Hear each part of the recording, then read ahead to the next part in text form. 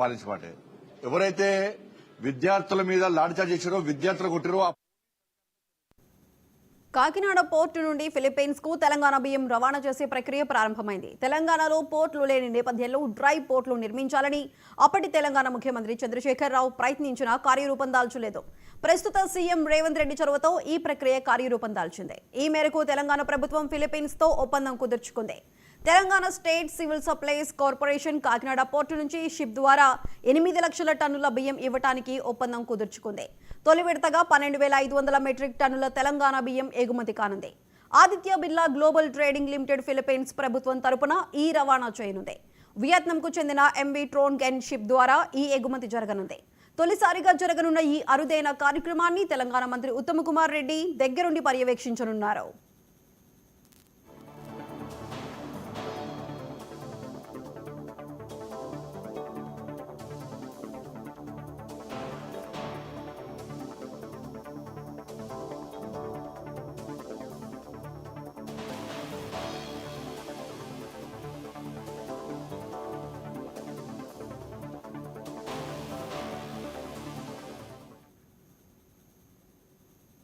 హైదరాబాద్ రామంతపూర్లో వివిధ రంగాల్లో విశేష సేవ అందించిన వారికి